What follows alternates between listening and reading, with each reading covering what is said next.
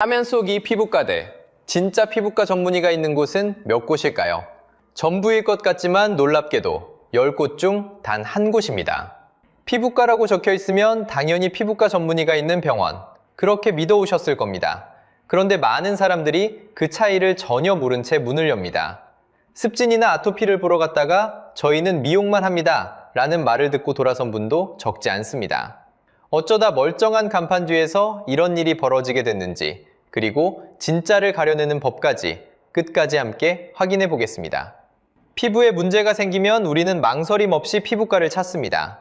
무좀이 생겨도, 아토피가 번져도, 습진이 가라앉지 않아도 마찬가지입니다. 피부과라고 적힌 간판이 보이면 저기 들어가면 된다고 믿어왔습니다. 그게 너무도 당연한 상식이었습니다. 피부과는 피부를 보는 곳, 더 따질 것도 없는 이야기였습니다. 그런데 그 당연한 상식이 문 앞에서 무너지는 일이 벌어집니다. 피부병을 보러 갔는데 진료 자체를 거절당하는 겁니다. 의사 얼굴을 보기도 전에 발길을 돌려야 했던 사람들이 있습니다. 한 분의 이야기를 들어보겠습니다. 발에 생긴 무좀 때문에 동네 피부과를 찾았습니다. 그런데 진료실이 아니라 상담실로 안내됐습니다. 잠시 뒤 돌아온 답은 이랬습니다. 저희는 미용 시술만 합니다. 약 하나 받으러 갔다가 손에 쥔 건 시술 가격표였습니다. 정작 피부병을 봐주는 의사는 그 안에 없었습니다. 또 다른 분은 더 막막한 경험을 했습니다. 아토피가 심해져 치료받을 곳을 찾아 나섰습니다. 한 곳이 거절하기에 그럴 수도 있겠다 싶어 다음 곳으로 갔습니다. 그런데 그곳도 마찬가지였습니다. 그 다음도 또 그 다음도 같은 말이었습니다. 그렇게 6곳을 돌았지만 어디서도 진료를 받지 못했습니다. 돌아온 답은 한결같이 미용만 한다였습니다. 정작 아픈 곳은 그대로인데 문만 6번 닫힌 셈입니다. 쉽게 말해 분식집인 줄 알고 문을 열었는데 안에서는 디저트만 팔고 있는 셈입니다. 간판은 분명 피부과인데 정작 피부병은 보지 않습니다. 이쯤 되면 황당함을 넘어 어딘가 속은 듯한 기분마저 듭니다. 더 답답한 건 들어가기 전에는 그 안이 어떤 곳인지 가려내기조차 어렵다는 점입니다. 겉으로 보이는 간판은 거의 똑같기 때문입니다. 똑같은 글자, 똑같은 모양, 뒤에서 전혀 다른 일이 벌어지고 있는 겁니다. 이게 한두 곳만의 이야기라면 그저 운이 나빴다고 넘길 수 있습니다. 그런데 현장을 들여다보면 이야기가 달라집니다. 강남역에서 500m 안쪽, 그 좁은 구역에만 피부과가 약 40곳 모여 있습니다. 그리고 한 언론의 취재 결과 이 40곳 가운데 무려 37곳이 피부질환 진료를 하지 않았습니다. 오직 미용 시술만 하는 곳이었습니다. 10곳 중 9곳 꼴입니다. 피부과 간판을 내건 병원 대부분이 정작 피부병 환자는 받지 않고 있었던 겁니다. 그렇다면 내가 갔던 그곳이 운 나쁜 예외였을까요? 그런데 숫자를 가만히 들여다보면 그건 예외가 아니었습니다. 오히려 그게 보통이었습니다. 자, 왜 유독 피부과에서만 이런 일이 벌어질까요? 그 답을 찾으려면 먼저 한 가지 숫자를 마주해야 합니다. 그렇다면 진짜 피부과 전문의가 있는 곳은 얼마나 될까요? 숫자를 보면 생각이 완전히 달라집니다. 여기서 한 가지 구분이 꼭 필요합니다. 피부과 간판과 피부과 전문의는 같은 말이 아닙니다. 의사 면허만 있으면 누구나 간판에 진료 과목 피부과라고 걸 수 있습니다. 피부 질환을 따로 수련하지 않아도 됩니다. 그래서 똑같은 피부과 간판이라도 그 안에 있는 의사는 전혀 다른 사람일 수 있습니다. 우리는 그 차이를 모른 채 문을 엽니다. 이제 전체 숫자를 보겠습니다. 국내에서 피부를 진료하는 1차 의원은 약 15,000곳입니다. 그런데 이 가운데 피부과 전문의가 운영하는 곳은 1,516곳뿐입니다. 약 10%입니다. 15,000곳 대 1,500곳, 격차가 한눈에 보입니다. 쉽게 풀면 이렇습니다. 동네 피부과 간판 10곳을 세워두면 그중 9곳은 전문의가 아닐 수 있습니다. 10곳 중 9곳. 우리가 무심코 지나친 그 간판들의 진짜 비율입니다. 여러분이 마지막에 들렀던 그곳도 예외라는 보장은 없습니다. 그리고 이 쏠림은 지금도 빨라지고 있습니다. 2025년 1월부터 7월까지 새로 문을 연 일반의 의원을 보면 그중 83%가 피부과 진료를 신고했습니다. 새로 개원한 의사 100명 중 83명이 피부과로 향했다는 뜻입니다. 2024년에도 약 80%였습니다. 한 해의 우연이 아니라 굳어진 흐름입니다. 그런데 이게 끝이 아닙니다. 더 놀라운 숫자가 남아 있습니다. 전문의가 아니라는 사실보다 더 중요한 지점이 있습니다. 바로 건강보험입니다. 건강보험을 청구한다는 건 환자의 질병을 보험으로 진료했다는 뜻입니다. 그런데 2025년 상반기에 건강보험 청구액이 단 한 푼도 없는 의원이 2,304곳에 달했습니다. 보험으로 환자를 본 기록이 아예 없는 곳입니다. 이 숫자는 빠르게 늘고 있습니다. 2022년에는 1,540곳이었습니다. 3년 사이에 약 50%가 늘어난 셈입니다. 절반이 더 붙은 겁니다. 특히 강남 성형외과는 79%, 일반의는 42%가 보험 진료 기록이 없었습니다. 진료가 아니라 시술, 보험이 아니라 현금. 간판은 병원의 모습을 하고 있지만 그 안에서 벌어지는 일은 점점 다른 쪽으로 기울고 있습니다. 내가 간 곳이 운 나쁜 예외였던 게 아니라 그게 보통이었던 셈입니다. 여기서 진짜 질문이 시작됩니다. 멀쩡한 의사들이 왜 약속이라도 한 듯 똑같이 미용으로만 몰려갔을까요? 개인의 욕심 때문이라고 하기엔 숫자가 너무 일정합니다. 그 답은 한 사람의 선택이 아니라 그 길로 떠민 구조에 있었습니다. 멀쩡한 의사들이 왜 약속이라도 한 듯 똑같이 미용으로만 몰려갔을까요? 많은 분들이 답을 압니다. 돈 때문이라고. 틀린 말은 아닙니다. 하지만 그게 전부였다면 숫자가 이렇게까지 한쪽으로 쏠리진 않습니다. 개인의 욕심으로 보기엔 너무 많은 사람이 같은 선택을 했습니다. 그래서 한 걸음 더 들어가 봅니다. 의사를 미용으로 떠민 건 한 사람의 마음이 아니라 길 자체였습니다. 첫 번째 단서는 제도에 있습니다. 한국에서는 면허 시험에 합격하면 곧바로 병원을 열 수 있습니다. 수련을 더 받지 않아도 됩니다.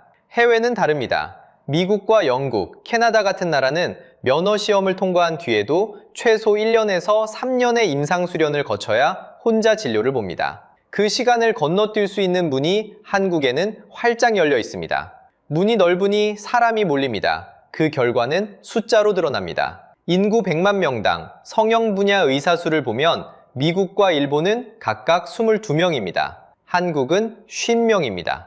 2배가 넘습니다. 다른 나라가 수련이라는 문턱으로 속도를 늦추는 동안 한국은 그 문턱이 없었습니다. 같은 좁은 길로 너무 많은 사람이 한꺼번에 쏟아져 들어온 겁니다. 두 번째 단서는 수익 구조입니다. 보험이 적용되는 진료, 그러니까 피부병을 치료하는 일은 정해진 값이 낮습니다. 진료로는 남는 게 별로 없습니다. 2024년 피부과 의원의 평균 건강보험 청구액은 약 4억 2천만 원이었습니다. 다른 과와 비교하면 낮은 편입니다. 보험 진료만으로는 병원을 유지하기 어렵다는 뜻입니다. 그러니 보험이 안 되는 미용 시술로 버는 쪽으로 기울 수밖에 없습니다. 여기에 공급 과잉이 겹칩니다. 의사가 넘치면 고용된 의사의 몸값이 흔들립니다. 한때 월급을 받고 일하는 봉직의 자리에 세전 연봉 3천만 원짜리 공고가 올라왔습니다. 1년 전 월 500만 원 선에서 크게 떨어진 값입니다. 그 공고에는 1시간 만에 이력서가 100통 넘게 몰렸습니다. 다만 이 임금이 계속 추락만 한 건 아닙니다. 2025년 말에는 강남의 한 미용 클리닉이 월 세후 1,500만 원에서 2천만 원을 제시한 사례도 관측됐습니다. 한쪽에선 바닥을 찍고 한쪽에선 다시 뛰어오릅니다. 같은 일을 하는 의사인데도 몸값이 이렇게 출렁입니다. 그만큼 흔들림이 큰 시장이라는 얘기입니다. 안정된 직업처럼 보이던 자리가 실은 출렁이는 배 위에 놓여 있었던 셈입니다. 이 세 가지가 맞물리면 의원 하나하나는 러닝머신 위에 올라선 처지가 됩니다. 가만히 서 있으면 뒤로 밀립니다. 옆 병원이 광고를 하면 나도 해야 하고 옆에서 시술값을 내리면 나도 따라가야 합니다. 멈추는 순간 도태됩니다. 그래서 멈출 수가 없습니다. 그러니까 이건 의사 개인이 나빠서가 아니라 그렇게 설계된 길이었습니다. 면허만 따면 바로 열 수 있는 문, 진료로는 남지 않는 값, 그리고 넘쳐나는 공급. 이 세 가지가 멀쩡한 의사들을 같은 방향으로 떠밀었습니다. 한 사람의 선택이 아니라 모두를 같은 출구로 몰아넣은 구조였던 겁니다. 구조가 그렇다고 칩시다. 그런데 이 구조에는 청구서가 따라붙습니다. 그 청구서는 결국 우리에게 옵니다. 구조가 그렇게 굴러간다 칩시다. 그런데 그 청구서는 결국 누구에게 갈까요? 바로 당신입니다. 가장 먼저 받는 곳은 당신의 지갑입니다. 요즘 피부과는 한 번 받을 때마다 계산하지 않습니다. 10번, 20번을 미리 묶어 선불로 결제하게 합니다. 당장은 더 싸 보이니까요. 그런데 여기에 함정이 있습니다. 내가 미리 낸 돈이 그 가게가 문을 닫는 순간 돌려받을 길이 사라집니다. 한 분의 이야기를 들려드리겠습니다. 10번을 선불로 끊고 2번을 받았습니다. 그런데 어느 날 문 앞에 폐업 안내문 한 장이 붙어 있었습니다. 남은 8번의 돈은 어디로 갔을까요? 받을 길이 없었습니다. 이건 특별히 운 나쁜 한 사람의 사연이 아닙니다. 숫자가 그걸 말해줍니다. 2023년 환자 돈을 미리 받아두고 문을 닫아다 버린 곳이 75곳이었습니다. 그중 44곳이 피부과였습니다. 어느 진료과보다 많았습니다. 피해를 호소하는 사람도 매년 늘고 있습니다. 병원이 갑자기 문을 닫아 상담을 신청한 건수가 2021년 196건에서 2024년에는 246건까지 늘었습니다. 해가 갈수록 많아지고 있습니다. 그런데 왜 돈을 돌려받기가 이렇게 어려울까요? 제도에 빈틈이 있기 때문입니다. 병원은 문을 닫기 14일 전에 환자에게 알려야 할 의무가 있습니다. 하지만 이게 제대로 지켜지는지 살펴보는 손길이 약합니다. 게다가 문을 닫았다가 이름만 바꿔 다시 여는 일이 자유롭습니다. 허가를 받는 게 아니라 신고만 하면 되는 구조이기 때문입니다. 그러니 돈을 받아낼 상대가 사라져버립니다. 지갑만 위험한 게 아닙니다. 당신의 피부도 함께 걸려 있습니다. 전문의가 아닌 사람의 손에서, 때로는 의료인이 아닌 사람의 손에서 시술이 이루어지는 경우가 있습니다. 필러나 레이저 시술 뒤에 화상이나 모낭염 같은 부작용을 호소하는 사례들이 꾸준히 보고되고 있습니다. 모든 곳이 그렇다는 말은 아닙니다. 다만 그런 위험이 분명히 존재한다는 겁니다. 장비도 마음을 놓을 수 없습니다. 최근에는 중국에서 들여온 불법 레이저 부품을 몰래 반입해 조립한 뒤 한 대에 100만 원씩 약 460대를 팔아넘긴 조직이 적발됐습니다. 2023년부터 2025년 사이의 일입니다. 그렇게 흘러간 장비가 지금 어느 진료실에 놓여 있는지 우리는 알기 어렵습니다. 정리하면 이렇습니다. 미리 낸 돈은 문 닫는 순간 사라질 수 있고 검증되지 않은 손과 장비 앞에 내 피부가 놓일 수 있습니다. 구조가 떠민 결과가 이렇게 내 지갑과 내 얼굴로 돌아온 겁니다. 그렇다면 우리는 그냥 운에 맡겨야 할까요? 아닙니다. 운에 맡길 필요 없습니다. 가짜를 거르는 법은 단순합니다. 이제부터는 다음에 피부과 문을 열기 전 딱 3가지만 확인하면 됩니다. 첫째, 간판을 읽으십시오. 똑같이 피부과라고 적혀 있어도 글자가 다릅니다. 오 피부과의원이라고 적혀 있으면 피부과 전문의가 진료하는 곳입니다. 반면 작은 글씨로 진료과목 피부과라고만 붙어 있다면 그곳은 전문의가 아닌 일반 의가 운영하는 곳일 수 있습니다. 글자 하나 차이가 진짜와 가짜를 가릅니다. 병원 안에는 전문의 자격을 표시한 면허가 걸려 있습니다. 그 표시를 확인하는 것만으로도 절반은 걸은 셈입니다. 둘째, 건강보험으로 진료가 되는지 물어보십시오. 피부 질환을 제대로 보는 병원이라면 습진이나 아토피 같은 질환을 건강보험으로 진료합니다. 그런데 저희는 보험 진료는 안 합니다. 라는 답이 돌아온다면 그곳은 사실상 미용시술만 하는 곳입니다. 진료 과목이 무엇인지, 보험 진료가 가능한지 이 한 가지 질문이 그 병원의 정체를 드러냅니다. 셋째, 과도한 선불 패키지와 상담실장의 권유를 경계하십시오. 의사가 아니라 상담실장이 먼저 나와 10번, 20번짜리 패키지를 권한다면 잠시 멈추셔야 합니다.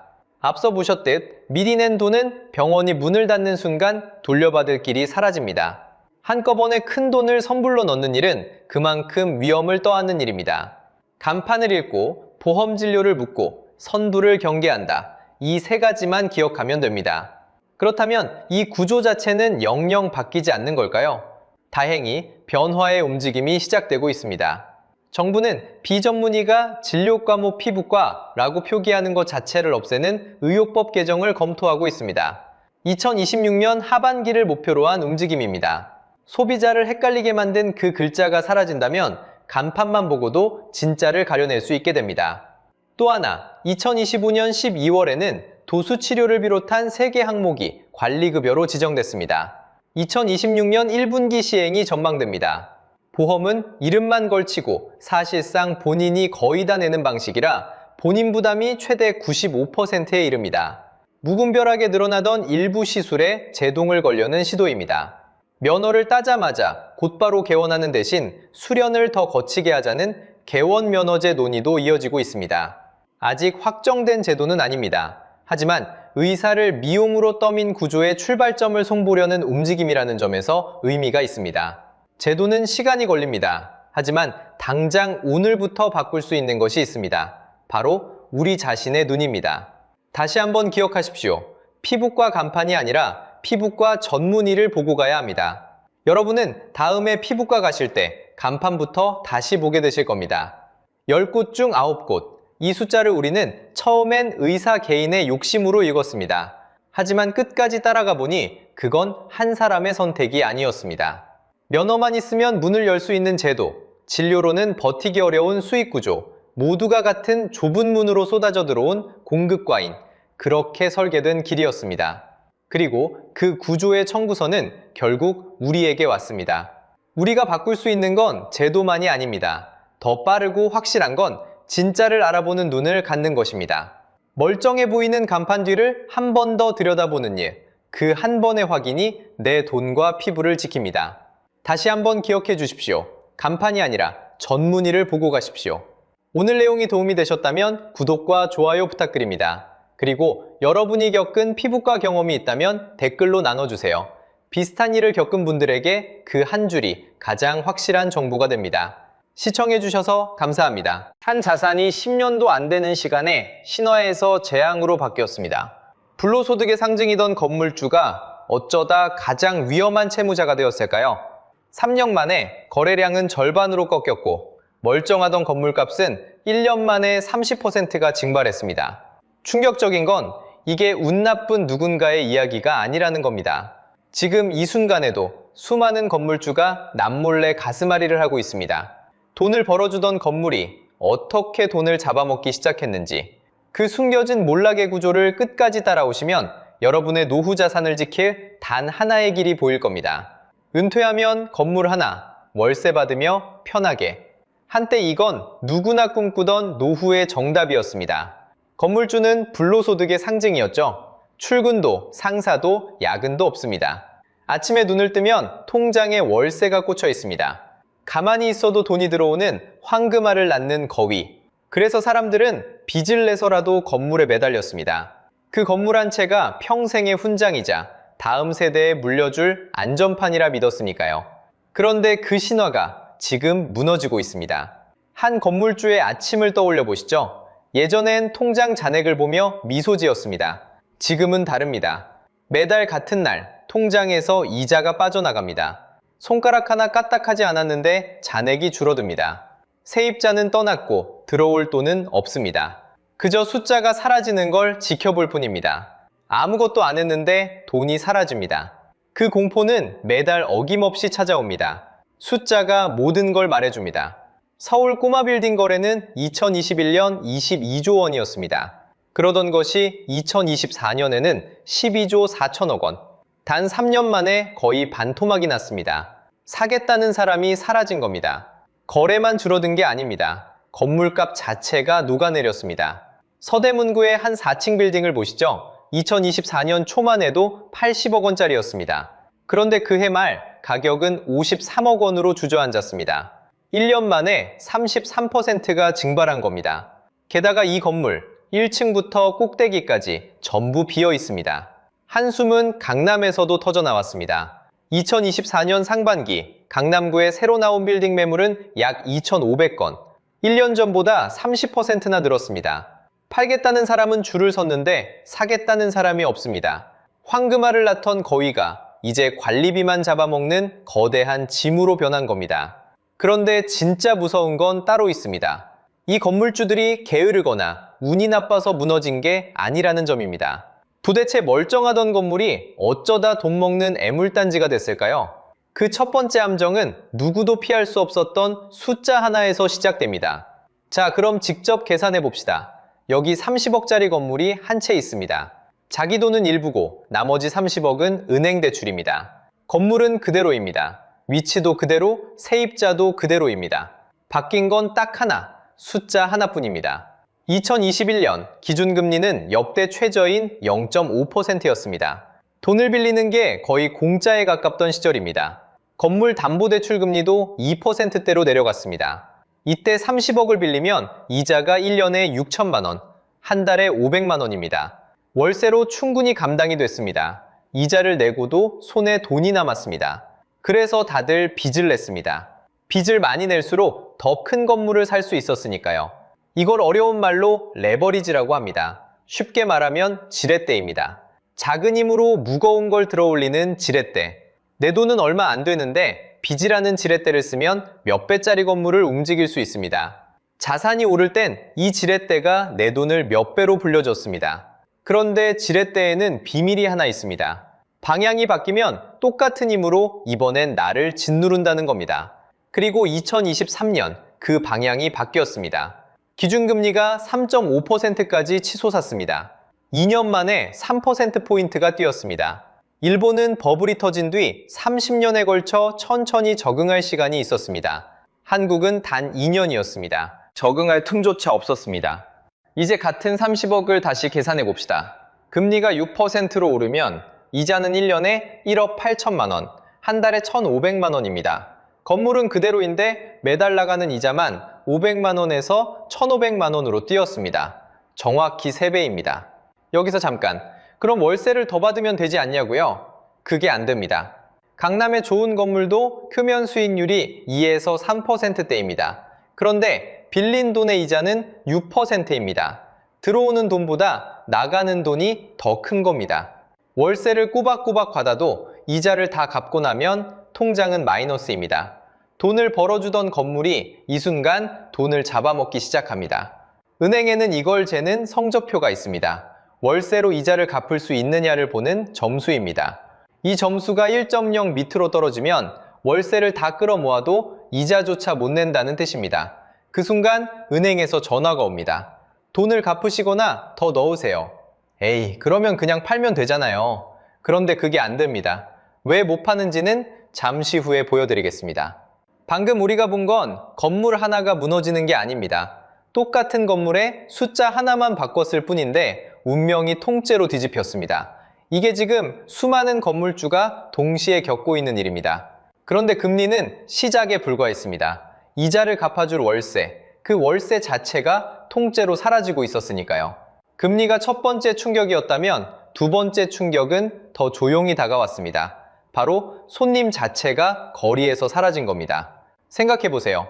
우리는 이제 어디서 물건을 삽니까? 옷도, 신발도, 생필품도 대부분 손안의 화면으로 해결합니다. 한국의 온라인 쇼핑 비중은 2014년 50.4%까지 올라왔습니다. 2025년에는 52%에 가까워졌습니다. 절반을 넘긴 겁니다. 이게 왜 충격적일까요? 온라인 비중이 50%를 넘긴 나라는 전 세계에서 한국이 유일하기 때문입니다. 그것도 그 절반 중 약 78%가 휴대폰으로 이루어집니다. 우리는 지금 지구상에서 가장 빠르게 오프라인을 떠난 나라입니다. 그래서 거리의 가게는 역할이 바뀌었습니다. 예전엔 물건을 파는 곳이었습니다. 지금은 잠깐 구경만 하고 가는 전시장이 됐습니다. 마음에 들면 그 자리에서 휴대폰을 꺼냅니다. 결제는 온라인으로 합니다. 그렇게 1층의 가치, 목 좋은 1층이라는 그 비싼 프리미엄이 무너지기 시작했습니다. 가장 극적인 무대가 가로수길입니다. 한때 가장 뜨거운 거리였습니다. 그런데 그 거리를 무너뜨린 건 다름 아닌 가장 화려했던 손님이었습니다. 2018년 애플이 그곳에 매장을 냈습니다. 보통의 세입자가 아니었습니다. 20년치 임대료를 한꺼번에 선납했습니다. 무려 600억 원. 월세로 환산하면 매달 2억 5천만 원짜리 세입자였습니다. 건물주들 눈이 뒤집혔습니다. 애플이 저 돈을 내는데 우리 건물이라고 못 받을 게 뭐냐. 주변 임대료가 줄줄이 치솟았습니다. 잔치상 한번 차렸더니 동네 밥값이 통째로 올라버린 격이었습니다. 그 끝은 어땠을까요? 가로수길 공실률은 2021년 28.7%였습니다. 2025년에는 41%대까지 치솟았습니다. 가게 5곳 중 2곳이 빈방입니다. 화려한 거리가 텅 빈 유리창의 거리가 됐습니다. 욕심이 부메랑으로 돌아온 겁니다. 가로수길만의 일이 아닙니다. 그 비싸다는 강남도 마찬가지입니다. 강남 공실률은 2019년 4.3%였습니다. 최근에는 20%를 넘어섰습니다. 5배 가까이 불어난 겁니다. 여기서 누구나 한 가지 생각을 합니다. 가게가 안 나가면 월세를 좀 매리면 되잖아요. 손님이 줄면 값을 낮추는 게 장사의 기본 아닙니까? 너무 당연한 말입니다. 그런데 건물주들은 그러지 못합니다. 차라리 빈 방으로 비워둘지언정 월세는 한사코 안 내립니다. 손해를 보면서도 버팁니다. 여기엔 소름 돋는 이유가 하나 숨어 있습니다. 건물의 값은 그 건물이 받는 월세로 정해집니다. 월세를 건물값으로 되돌리는 일종의 환율이 있는 셈입니다. 그런데 강남처럼 비싼 동네는 이 환율이 아주 낮습니다. 무슨 뜻이냐면 월세를 조금만 깎아도 건물값은 그 몇십 배로 폭삭 주저앉는다는 겁니다. 쉽게 말하면 이렇습니다. 월세 100만 원을 깎는 순간 건물값은 수억 원이 증발합니다. 그러니 건물주 입장에선 차라리 빈 방으로 두는 편이 낫습니다. 월세를 내리는 순간 내 건물의 장부 가치가 통째로 무너지니까요. 손님이 없어서 망하는 게 아니라 값을 못 내려서 스스로 갇히는 겁니다. 금리도 오르고 손님도 사라졌습니다. 그렇다면 답은 간단해 보입니다. 그냥 손 털고 나오면 되지 않을까요? 바로 여기서 가장 잔인한 함정이 입을 벌리고 기다리고 있었습니다. 그 함정은 세 개의 문에서 동시에 입을 벌리고 있었습니다. 하나씩 열어보겠습니다. 먼저 팔고 나가는 길, 가장 상식적인 출구입니다. 하지만 이 문은 이미 닫혔습니다. 사겠다는 사람이 없습니다. 게다가 지금 받을 수 있는 값은 갚아야 할 대출 원금보다 낮습니다. 팔면 빚만 남는 겁니다. 그래서 마지막 수단이 경매입니다. 그런데 경매장의 숫자가 모든 걸 말해줍니다. 상업용 부동산 낙찰 가율은 2023년 70.7%였습니다. 2025년 초에는 56.7%까지 주저앉았습니다. 감정가의 절반 남짓에 넘어간다는 뜻입니다. 서울 상가 경매는 2025년 한 해에만 3,000건을 넘어섰습니다. 10년 만에 처음입니다. 그런데도 음찰자가 없어 실제 낙찰은 5건 중 1건도 되지 않습니다. 어떤 상가는 7번 유찰 끝에 감정가의 9.8%까지 떨어졌습니다. 팔 수 있는 길이 사실상 사라진 겁니다. 그렇다면 두 번째 길, 헐고 새로 짓는 겁니다. 낡은 건물을 허물고 번듯하게 다시 올리면 가치가 살아납니다. 한때는 그랬습니다. 그런데 이 출구마저 막혀버렸습니다. 범인은 건축비입니다. 2020년만 해도 평당 500만 원에서 600만 원이면 지을 수 있었습니다. 지금은 700만 원에서 900만 원대까지 올랐습니다. 공사비 지수 자체가 5년 만에 30% 넘게 뛰었습니다. 인건비도 자재비도 함께 치솟았습니다. 이미 적자에 허덕이는 건물주가 수억의 공사비를 또 감당할 수는 없습니다. 다시 짓는 길도 닫혔습니다. 자, 그럼 남은 건 하나뿐입니다. 그냥 버티는 겁니다. 월세를 확 낮춰서라도 세입자를 채우면 되지 않을까요? 그런데 건물주가 차마 그러지 못하는 이유가 있습니다. 법 때문입니다. 상가 임대차 보호법은 세입자의 계약을 최대 10년까지 보장합니다. 한 번 들어온 세입자를 함부로 내보낼 수 없습니다. 게다가 임대료는 1년에 5%까지만 올릴 수 있습니다. 무슨 뜻일까요? 지금 월세를 한 번 낮추면 그 낮은 값에 10년이 묶인다는 겁니다. 다시 올리고 싶어도 1년에 겨우 5% 뿐입니다. 그래서 건물주들은 차라리 빈 방을 택합니다. 월세를 깎느니 비워두는 게 낫다고 계산하는 겁니다. 명목상 월세는 그대로 두고 몇 달치를 공짜로 깎아주는 방식까지 동원됩니다. 이런 우회마저 막으려고 2026년 5월부터는 건물주가 관리비 내역을 의무적으로 공개하도록 법이 바뀌었습니다. 이제 그림이 완성됩니다. 앞문도, 뒷문도, 창문도 다 막힌 방. 그게 지금 건물주가 갇힌 아름다운 감옥입니다. 팔 수도 없고 다시 지을 수도 없고 버틸 수도 없습니다. 세 개의 출구가 동시에 잠겼습니다. 매달 통장에서는 이자가 빠져나가는데 빠져나갈 문은 어디에도 없습니다. 절망이라는 단어가 이보다 정확한 순간은 없습니다. 자, 그런데 여기서 정말 이상한 점이 하나 있습니다.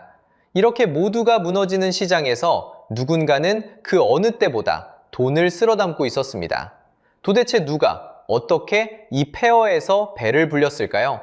건물주도 망하고 세입자도 떠나고 자영업자도 무너집니다. 그런데 누군가는 이 폐허에서 배를 불렸습니다. 답은 단순합니다. 돈을 빌려준 쪽입니다. 건물값이 1년 만에 33% 빠지는 동안에도 은행은 매달 이자를 꼬박꼬박 챙겼습니다. 금리가 0.5%에서 3.5%로 뛴 그 2년은 건물주에겐 악몽이었지만 금융권엔 호황이었습니다. 그 기준금리는 2026년 지금까지도 2.5% 선에 머물러 있습니다. 저금리 시절은 돌아오지 않았습니다.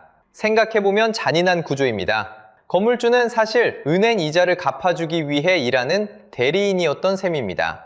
월세를 받아 이자를 내고 남는 건 거의 없습니다. 그 위에 또 한 부류가 있습니다. 정보를 쥔 사람들입니다. 건물을 팔아넘긴 건설사, 거래를 붙인 중개인, 지금이 기회라고 외친 강사들. 이들은 시장이 꺾이기 전에 수수료를 챙기고 빠져나갔습니다. 오해는 마십시오. 건물을 가진 게 죄가 아닙니다. 화근은 무리한 빚이었습니다. 자기 돈으로 산 사람은 버팁니다. 빚으로 산 사람만 무너집니다. 그런데 문제는 그 빚이 한두 명의 이야기가 아니라는 점입니다. 지금 우리나라 가계 자산의 약 70%, 실물 자산까지 넓히면 75% 가까이가 부동산에 묶여 있습니다. 대부분이 빚을 끼고 있습니다. 한 사람이 흔들리면 옆 사람도 흔들립니다. 숫자가 이미 경고를 보내고 있습니다. 부동산 개발 사업에 빌려준 본 PF 연체율은 2023년 0.96%에서 2025년 2.60%로 뛰었습니다. 땅을 담보로 내준 대출의 연체율은 30%를 넘어섰습니다. 위기는 이제 금융권 깊숙한 곳까지 번지고 있습니다. 하지만 진짜 위험은 따로 있습니다. 거래가 끊긴 근본 원인입니다. 사람들은 금리 탓만 합니다. 그런데 더 깊은 곳에는 사람이 사라지고 있다는 사실이 있습니다. 지난 10년간 지방을 떠나 수도권으로 옮긴 청년이 약 63만 명입니다. 매년 12만 명꼴로 지방 인구가 줄었습니다. 손님이 줄어든 게 아니라 손님 자체가 사라진 겁니다. 부산을 보십시오. 2024년 전국 광역시 가운데 처음으로 소멸 위험 단계에 들어섰습니다. 젊은 인구가 빠져나가는 흐름은 지금도 이어지고 있습니다. 곳곳에 임대 안내문이 나붙고 있습니다. 대구 남구는 더 극적입니다. 1985년 약 35만 명에 이르던 인구가 지금은 13만 명대로 내려앉았습니다. 40년 만에 절반 넘게 사라진 겁니다. 여기서 중요한 진실이 드러납니다. 서울과 지방은 같은 이유로 무너지는 게 아닙니다. 서울은 너무 비싼 월세 때문에 가게가 문을 닫고 지방은 사람이 줄어 상권이 무너집니다. 원인이 다르니 해법도 간단하지 않습니다. 그런데 이 모든 악조건 속에서도 분명히 살아남은 건물들이 있습니다. 도대체 그들은 무엇이 달랐을까요? 그리고 이 이야기는 결국 여러분의 지갑과 어떻게 연결될까요? 답은 의외로 단순합니다. 그들은 집주인이기를 멈췄습니다. 지금까지 건물주는 가만히 있는 사람이었습니다. 세를 놓고 월세를 받습니다. 그게 전부였습니다. 그런데 그 방식이 죽었습니다. 살아남은 사람들은 정반대로 움직였습니다. 직접 공간을 굴리기 시작한 겁니다. 세입자를 기다리는 대신 짧게라도 공간을 채웠습니다. 그 무기가 바로 팝업 스토어입니다. 며칠에서 몇 주만 문을 여는 짧은 매장입니다. 이 시장이 지금 폭발하고 있습니다. 2025년 1분기에만 774개가 열렸습니다. 1년 전의 3배입니다. 한 해로 보면 3,000개가 넘습니다. 그리고 그 중심에 성수동이 있습니다. 전국 팝업의 약 27%가 이 한 동네에 몰렸습니다. 여기서 중요한 차이가 생깁니다. 텅 빈 건물에서 월세만 기다리던 건물주는 무너졌습니다. 반대로 짧은 손님이라도 직접 받은 건물주는 살아남았습니다.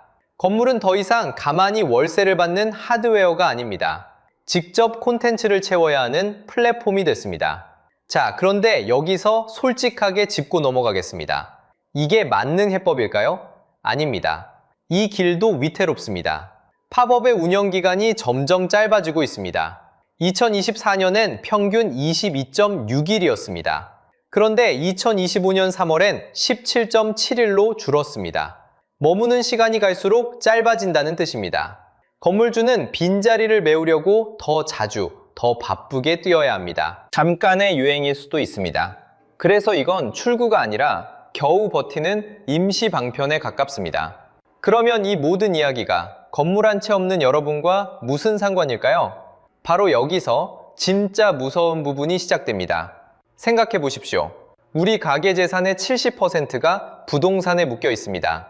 돈이 건물에 갇혔다는 뜻입니다. 건물값이 무너지면 그 돈은 그대로 증발합니다. 쓸 돈이 사라집니다. 사람들이 지갑을 닫습니다. 식당이 비고 가게가 닫힙니다. 내수가 식습니다. 그리고 그 빚은 결국 은행으로 돌아옵니다. 부동산에 돈을 빌려준 금융권의 연체가 이미 쌓이고 있습니다. 상업용 부동산 대출은 사상 최대인 361조 원까지 불었습니다. 건물주 한 명의 무너짐이 은행의 부실이 되고 그 부실이 다시 나라 경제 전체를 끌어내립니다. 옆나라 일본이 그렇게 30년을 잃었습니다. 멈춰선 자산, 돌지 않는 현금, 그 끝이 잃어버린 30년이었습니다. 이게 남의 나라 이야기가 아닙니다. 건물값이 무너지면 결국 깎이는 건 여러분의 일자리, 여러분이 낼 세금, 여러분의 노후입니다. 그래서 마지막으로 이 한 가지만 기억하시면 됩니다. 우리를 지키는 건 가진 건물이 아닙니다. 등에 진 빚입니다. 우리를 지키는 건 장부 위의 자산이 아닙니다. 매달 통장에 실제로 들어오는 현금의 흐름입니다. 건물이 아니라 빚이, 자산이 아니라 현금 흐름이 당신을 지킵니다. 신화는 끝났습니다. 이제 건물은 가진다고 돈을 버는 물건이 아닙니다. 직접 굴려야 겨우 버는 물건이 됐습니다. 금리, 공실, 그리고 막혀버린 출구. 이 셋은 건물주만의 함정이 아닙니다. 부동산의 모든 걸 건 우리 모두의 함정입니다. 다음 영상에서는 그렇다면 지금 이 시점에 내 돈을 어디에 두어야 살아남는지를 숫자로 짚어드리겠습니다. 무너지는 시장에서 끝까지 살아남고 싶으시다면 지금 구독과 알림 설정을 눌러두십시오. 여러분의 자산을 지킬 다음 이야기를 놓치지 마시기 바랍니다.